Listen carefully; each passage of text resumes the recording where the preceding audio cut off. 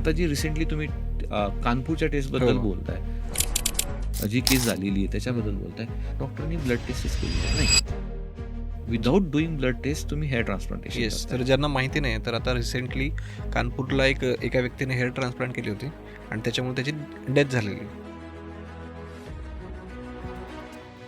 आता त्याला actual reason काय आहेत हे सरच आपल्याला डिटेलमध्ये सांगतील. ही सगळ्या ट्रीटमेंट ज्या आहेत तुमच्या एक्झिस्टिंग केसांना स्ट्रॉंग करण्यासाठी, ओके. त्यांचं लाईफ इम्प्रूव्ह करण्यासाठी, हेअरफॉल कमी करण्यासाठी यूज होतात. कुठलंही इंजेक्शन तुमच्या टकल्यावरती केस आणू शकत नाही.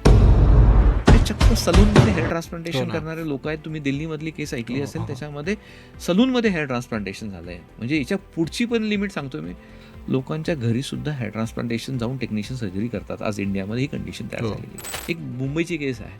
मुंबईच्या केसमध्ये असंच झालं होतं. त्या पेशंटला श्वास घ्यायला त्रास व्हायला लागला. त्या पेशंटच्या श्वासनलिकेमध्ये नळीच टाकता आली नाही, कारण की एवढी सूज झाली की त्याला ऑक्सिजन टाकण्यासाठी जी नळी पाहिजेत, त्याला आपण एंडोट्रॅकियल ट्यूब म्हणतो, ती इन्सर्टच नाही करता आली. बरोबर. जर ती अगोदरच टाकून ठेवली असती, आधीच प्रिकॉशन घेतले असता, तर तोही पेशंट वाचला असता आणि मला असं वाटतं तो कानपूरचाही पेशंट वाचला असता. बरेच मार्केटमध्ये वेगवेगळे ऑइल्स आलेले आहेत. ओके. म्हणजे वेगवेगळ्या प्रजातींचे आपण म्हणू शकतो. प्रजातीने ते काहीतरी आदिवासी oil हां. वगैरे काहीतरी तुम्ही तसं म्हणत. पण टकल्यांवरती केस उगवण्याची कॅपॅसिटी कोणत्याच ऑइलमध्ये तरी नाही.